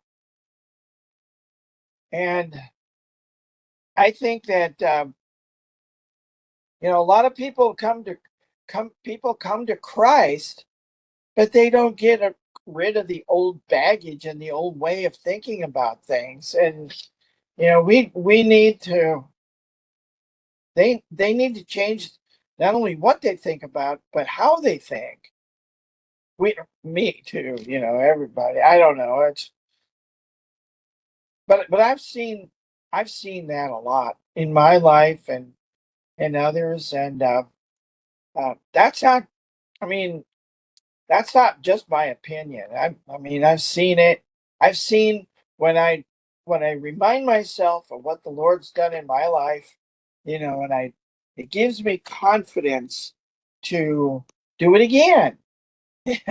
and and how we, that's the way people become kings and priests in the kingdom. You know, you don't become a king by just walking in and putting on a crown. You know, you have to have training, and you have to have confidence that you can do that. But that that that passage is really spoken a lot. That's a really big. I Every year when we get to the Ten Commandments, some of these passages like this, I think, oh, we should have a special day. This is a landmark, and this chapter is kind of a landmark, and it's like we should have a festival, celebrate, and that we, and Shabbat. yeah, Shabbat. So anyway, I don't know. Do you have any opinions about this? I shouldn't have said opinions. I mean, Well, Roy, I just want to return to your first statement where you said that it was Moses that sent the 10 spies because Deuteronomy 1:22, starting in Deuteronomy 1:21, where he's telling the second generation that God was going to give them the land as a possession. And he said, don't be afraid and don't be dismayed. But then in verse 22, he says, you came near to me. Who is the you? the It's spies. not, well, no, well, maybe not the spies, but they were definitely Israelites. And they came near to me. Who is the me? Well, it's Moses. And then he Oh, said, every one of you Israelites, said, "Let's send men before us that they may search the land for us and bring us back, the word about all of it." So what we're reading in Numbers is really the aftermath. Moses wrote about it, matter of fact, as Yahweh said, but really what that was in Numbers 15 was Yahweh responding to the Israelites saying, "We want to send men. We're not just going to go over there without knowing what we're getting ourselves into." And so Yahweh then named which Israelites would be sent. So it wasn't necessarily those particular Israelites that came near to Moses and said, "Let's go look at the land first." No, it could have been anybody, but then Yahweh made a selection. So it was not Moses that unilaterally decided that they were going to go over there and, reconnoiter the land. The Israelites requested to do that. Yeah. So be careful what you pray for. You might get it. Exactly. Exactly. Thank you, Roy. You're welcome. Dawn. Yes, this was awesome, and all of the discussion and the questions. I'm just sitting here soaking it all in. Such great questions and comments, and thank you for all of your insight that you provided on it before. I think there definitely was a reason that Abba had you not prepare a different message today, because he had so much for us in this, I think. And so it was great. And the way my thoughts work, or maybe the way Abba leads my thoughts to work, actually is probably more appropriate, is as we're reading through this stuff, I'm always thinking about when did the 12 spies go spy out the land, is what I'm thinking. And also then the second time when Joshua only sent 2. So I'm comparing those two, and the first 12 spies were 12 from the 12 tribes of Israel except for Levi, and those spies were all named. They actually had specific names. We were told exactly who those 12 men were. It's interesting that when Joshua sends 2 spies, they're unnamed men. So in my mind, could we compare the 12 spies that are named, one from each of the tribes except for Levi, to the 144,000 that come from the 12 tribes, but they include Levi and not Dan? And then could the 2 unnamed spies be compared to the 2 witnesses of Revelation that are unnamed, that we don't know who they are? So I think that could be a very good possibility, and I'm going to study it out more. But I'm also going to study out more. We know that Dan was among the 12 that were sent in, someone from Dan, but in the 144,000, Levi is instead of Dan. And I think that's really interesting. And so what I'm going to study out, because obviously I haven't yet, is it possible that the leader, and maybe we're not even told in scripture, but I'm going to study it out, that the lead person who implanted the doubt into the rest of them and then the entire congregation, maybe he was the one from Dan. Maybe that's why the 144,000 is not going to include someone from Dan, so that they're not going to give a bad report, only a good report to all those around the world. And then, those are just possibilities. And so then my mind says, like, okay, when did the 12 spies go out? And I came up with 2 possibilities, and I'm going to study it out more. But the one that I'm leaning towards is they were sent out 40 days after Shavuot, which is a very real possibility, which is 40 days after Feast of First Fruits, 10 days before Shavuot. And just a second. Yeah. 10 days before Shavuot is a possibility, and that would be equal with when Yeshua ascended to the right hand of the Father and sent the 12 disciples to go to Jerusalem and wait for the Holy Spirit to come. So that would be an interesting parallel. Possibly, a picture of Yeshua, Moses sending the 12 spies being a picture of Yeshua sending the 12 to wait for the Holy Spirit in Jerusalem.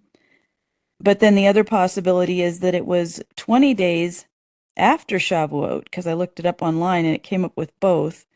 And so I'm going to have to study them both out. But if that one is the case, then the 40 days when they returned would have been 10 days before Yom Teruah, which is interesting because by the time Yom Teruah got there, they decided they were going to go up by themselves and, oh, we messed up. Now we're going to go. And then they got defeated. So that definitely could have taken 10 days. So maybe the original plan was for Yom Teruah to be when they actually entered the land. So anyway, both of those possibilities are really interesting to me. And I think that all of that can be definitely guidelines for us in the end of days, is when these things possibly may take place some year.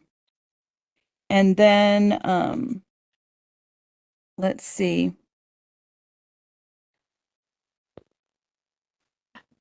Oh, and then the only other thing that I wanted to throw out there was on John's question of the lost sheep of the house of Israel.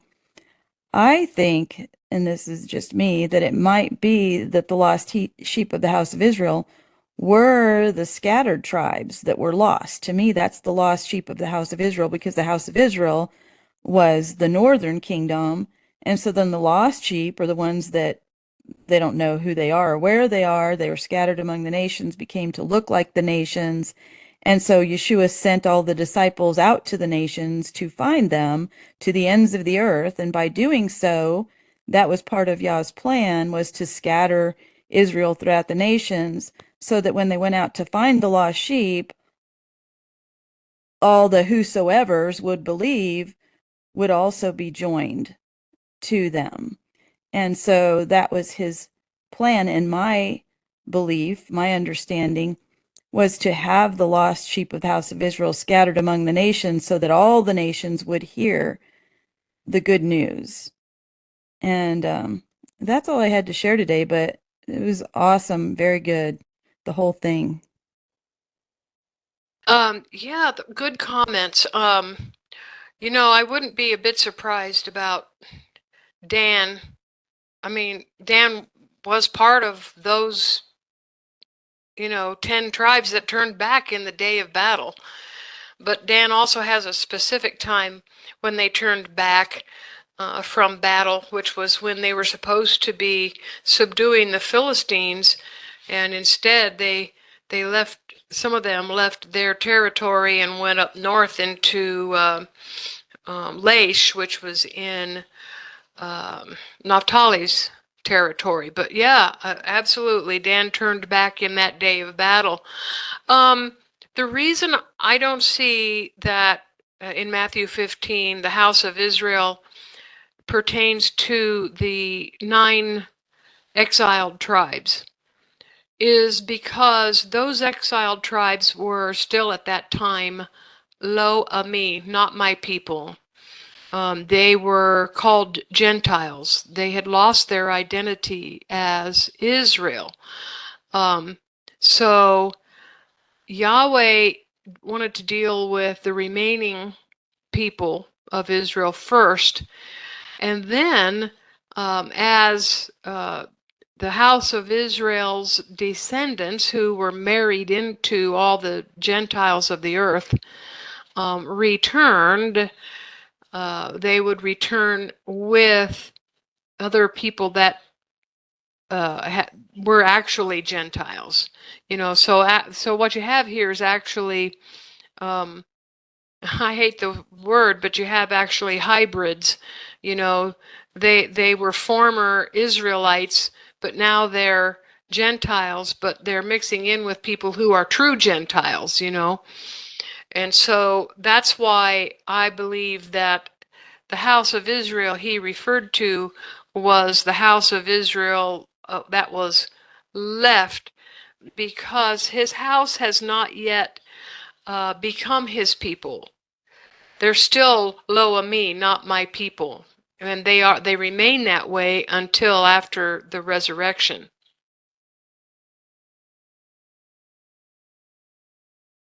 Does that make sense? Yes, I see your point, and it could maybe be a little bit of both, but um, the ones that were of those, the way I see it, understand it, is that the ones that became part of the southern kingdom, even though they were from the other tribes, were still, in my opinion, part of the house of Judah, because they became part of Judah, the southern kingdom, and the ones that were truly lost were the ones that were scattered and were no longer his people, but he sent them out to go tell them the good news that you can be my people again. And that to me is finding the lost sheep of the house of Israel and all of the whosoevers that joined themselves. And that's how all of the nations were blessed through the seed of Abraham, because the northern kingdom did get lost and scattered, and they were no longer his people, but they were sent out to go find the lost sheep who were no longer his people, to give them the good news that they could be his people again. And so that's why, and so it's both. I think he started with the lost ones, as you're saying, that became part of Judah, but I think they were actually part of Judah because they weren't lost, and then sent them out for the actual ones that had lost their identity, I guess is how I look at it. But Abba knew who they were, and then Yeah, all of the well, whosoevers that joined with them.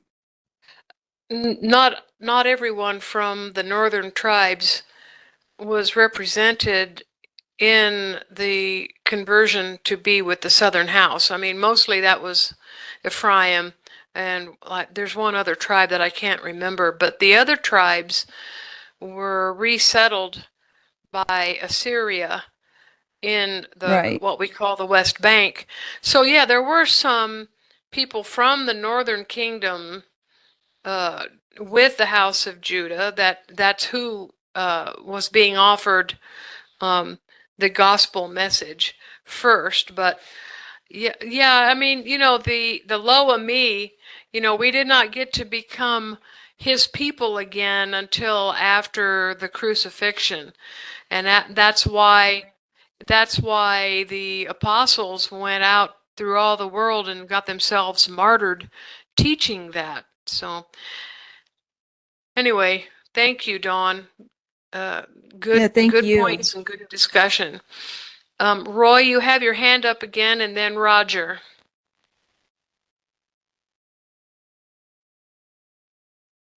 That was a mistake, sorry. Okay, Roger. I am back on the comment or discussion about tests in these days and times. And my thoughts and just wanting to discuss about these tests, about this period that we're in and we're getting ready to come up to, about these tests, and they're really tests of the heart, staying in the word and praise and worship and prayer and in fasting. um that's the halakha we should live. That's the halakha we all live, or attempt to live. And so my thoughts were, you mentioned them at the beginning or through your, not really a message, but speaking earlier about how when they were in the wilderness of Paran and Zin, how they should have not been complaining and being like my notes here, being fearful, doubtful, or unfaithful in heart. How they should have been asking. They should have been asking questions. And I'm thinking about what is it called, the Urim and the Thurim, and how they would be used to help be a sacred oracle, or help to determine Yah's will And in these days and times, we have the Spirit of Yah to help us determine His will, follow His will, do His will. And so my question has to do with that. You mentioned asking. I guess probably can you comment and expound, reiterate on asking? And what I mean by that is day to day, when I'm living and we're all living and thinking about not wanting to do those things of complaining and being doubtful and just having positive thinking. I always say be positive, productive, and progressive, and asking those questions of that deal with that, to be positive, productive, progressive, so you don't make decisions that are in our heart and our flesh that have to do with being unfaithful or doing things that are against Yah's will. And basically, can you just read it? You mentioned earlier about asking. You said just ask. They should have asked. Well, yeah. First of all, before I address this, what you're asking, I want to say that that's a good point about the Urim and Thummim. At this point, they did have the Urim and Thummim, and maybe you're right. I had never thought of that. That's a good point, that they could have gone to Moses and said, "We're distressed about this. Mm-hmm. Can we consult the Urim and Thummim?" Which, Israel did, throughout history from time to time do that. Um, but about complaining, okay, what is the difference between being in distress and speaking about it and complaining?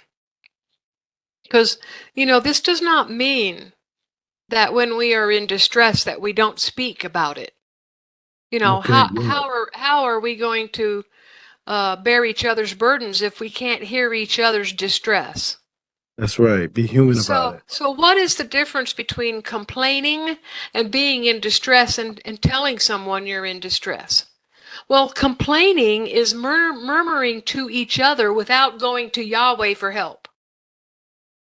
There wasn't anybody in the camp that said, "I'm in distress, I don't know what to do. Let's get together and pray." Okay, so they didn't ask, they didn't pray about it. That this is where I'm getting at, the walk, the Yes. halakha. Okay, hallelujah. Thank you.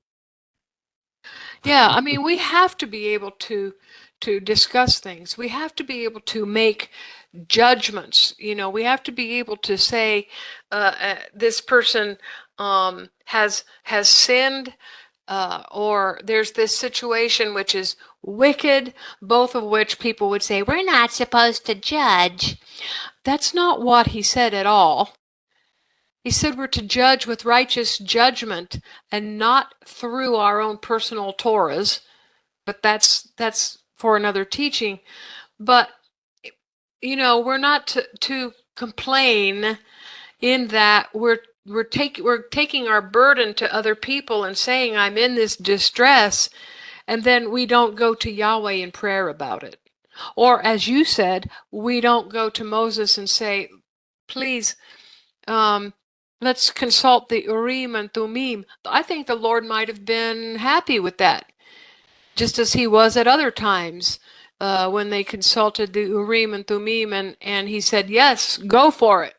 I'm in there. We're going to take this land." That would have been a different outcome. In other words, I also thought that later, like with Umi and Umi, is that again they didn't have the heart to go after Yah. Right, right. And that is the basis for complaints. Because when you're complaining and you're not going to the Lord with your distress, but you're telling people about it, but you're not going to the Lord with distress, that's complaining. Yeah, Telling people about your distress and then going to the Lord about it, and they're going to the Lord about it, that's not complaining. thank you. Yeah. Anybody else have a comment or question? John. Just a very quick one, Kimberly. I love looking for kind of everyday type of instructions or snippets of wisdom. When we look at Matthew chapter 10 that we read today, verse 14 or 13, in fact, it says there, if the home is deserving, I would take that to mean, if people want to listen, if they are receptive to your word, let your peace rest on it, on the house or the household. If it is not, in other words, if they don't really want to know anything, let your peace return to you. In other words, you don't waste your peace. So, and it goes on to verse 14. If anyone will not welcome you or even listen to your words, leave that home or town and shake the dust off your feet. And then he goes on to say, truly, I tell you, I suppose that means, things like, believe me when I say, it will be more bearable for Sodom and Gomorrah on the day of judgment than for that town. That's a very serious thing, People don't want to know. They don't just wipe their hands and say, "Look, I'm not interested. My mind is not in that kind of realm of what you're talking about." So, would you agree with that? We still have to take this as a point of instruction. Yeah. I think it's good instruction because if you're talking to someone and they're not receiving, you don't lose your peace about it. Your peace returns to you. And you have to move on, which is, that's the idiom is shake the dust off your feet. You have to move on. I was just talking about that last night with the folks that live here on the farm. That, we can't make people accept the gospel. We Yeah. can't make people accept Yeshua. We can't make them keep the Torah and love the Torah the way we do. We don't have that ability. Only the Lord does. But only the Lord can only do what they will allow him to do. He's not going to insist and force people to No. accept the gospel and so forth. Yeah. And so your peace remains with you and you just move on because he has to deal with them. And unfortunately, when people have been told and told and told and told and told, when they come to the day of judgment, they're not going to be able to say, but I didn't know. Yeah, exactly. So, yeah, Mm. I agree with you. Thank you. Okay, anybody else? Does anybody have a prayer request?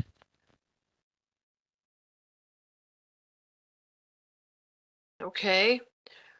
Well, okay, Julianne. Yes, please, everyone, continue to pray for me and my family and everybody else because miracles are happening. And I just always, when there's an improvement in my family, I just know you all are praying. And I just want to thank you and don't lose hope and keep the faith. And miracles happen all around us every day. We just have to see them. And that was it. Thank you. Okay, we will pray for that. Roger, how is your situation? I am still working, and what I've had to do is in thinking and listening and paying attention and reading this week's Parashah. It's like a living, the word of Yah is alive. And, that was one of the things I had to mention, and I didn't mention about Rahab and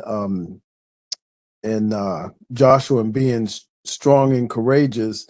You just have to make some decisions and do some things, whether or not others, especially if they're an authority over you, Yahweh's the true authority over us all. Make some decisions that so you can keep the will of God. But things are going. They're going good. They're going in a direction where I'm being tested, and but I'm winning. I won't say I'm winning, but I'm overcoming. Thank Okay, you. good. That's good. Okay. Well, then let's pray. Father, we thank you for this meeting and all these comments and questions and the people that participate and the people in the room. And I just praise you for everyone that's here. And I thank you that Roger's getting through his situation. Thank you for strengthening him and helping him through that. And Father, we thank you for the victories that are happening in Julianne's family, and I pray that those things will continue. Just be with her family, draw everyone close to you, Father. And Father, I pray for Glenn and Amanda. I pray for him so that he will be strengthened and comforted, and Amanda will be strengthened and comforted, and we just continue to ask you for direct healing, Father, or healing in whatever manner that you see fit, that Glenn would get the use of his legs back. So, Father, we just thank you for all the things you do among us, keeping us all safe and healthy, protected and provided for. We just ask that you would do that for us throughout this week, and that we come back together again next week. We love everybody in this room. I just thank you for your love and your mercy and your grace on all of us. In Yeshua's name, amen. And everybody, you have a good week, and see you back here next week. Love you all. So, Shabbat Shalom. Shabbat Shalom. Shabbat shalom. Shalom.